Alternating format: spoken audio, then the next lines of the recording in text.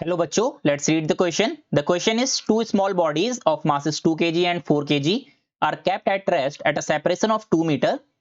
Where should a particle of mass 0.1 kg be placed to experience no net gravitational force from these bodies? And the second part is the particle is placed at this point. What is the gravitational potential energy of the system of three particle with usual reference level?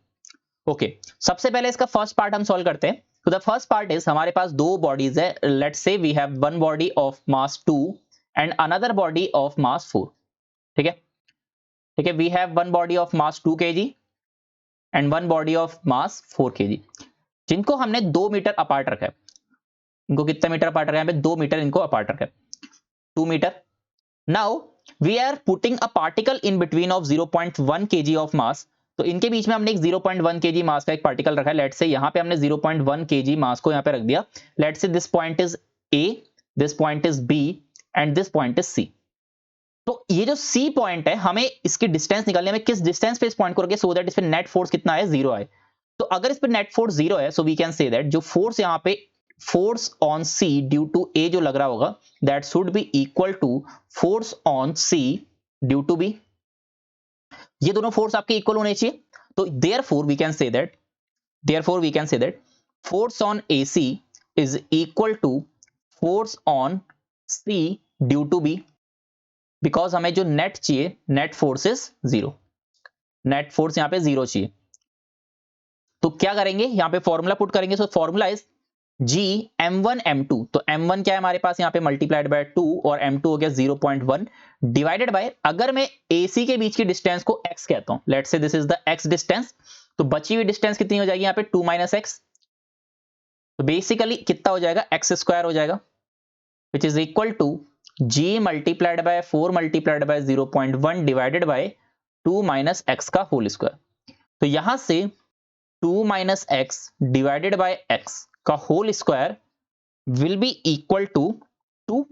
इसको solve करके 2 आ जाएगा, जी से जी यहां पे cancel हो जाएगा, और ये हमारा 0.1 से 0.1 कैंसिल हो गया, तो 2 से यहां पे 2 हो गया. ठीक है, तो यहां से therefore we can say that कि 2 - x divided by x will be equal to plus minus under root of 2, and under root of 2 is nothing, it is 1.414.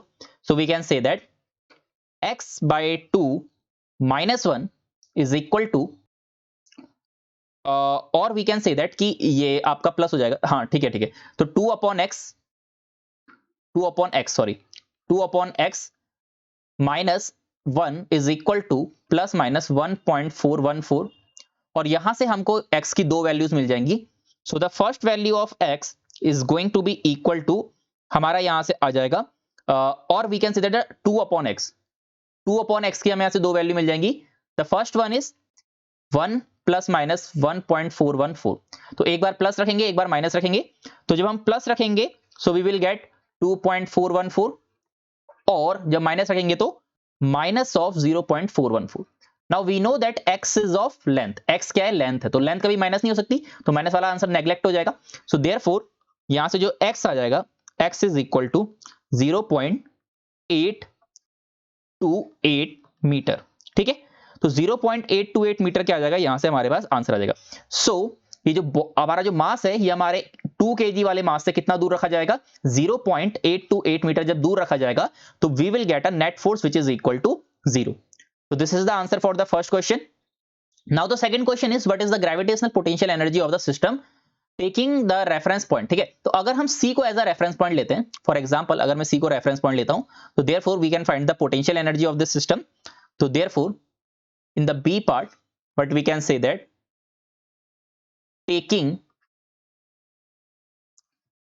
C as reference level, तो रेफरेंस लेवल अगर हम C को लेते हैं, तो we can say that कि हमारा जो इनका जो पोटेंशियल है, basically potential energy of the system, potential energy of system is going to be equal to potential energy of AC plus potential energy of CB plus potential energy of AB.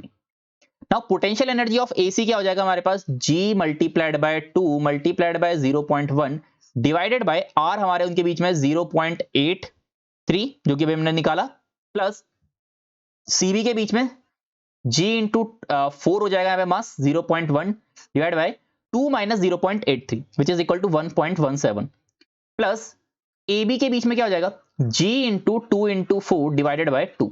तो इन तीनों को जब हम यहां से add करेंगे so we will get the potential energy which is equal to 4 times of 4 को common ले लेते हैं 0.24 plus 0.34 plus 4 and which is finally coming G, यहां से G को कॉमन लिया हमने, सॉरी, मल्टीप्लाइड बाय 4.58 जूल। ठीक है, तो G की वैल्यू हम 6.67 इंटू 10 की पावर -11 रखेंगे तो हमारा फाइनल आंसर यहां से हमको मिल जाएगा, but we are finding the answer in the terms of G. So the correct answer for this question is G into 4.58 joule. The correct answer for these questions are written in the screen. I hope you understood it well. Best of luck.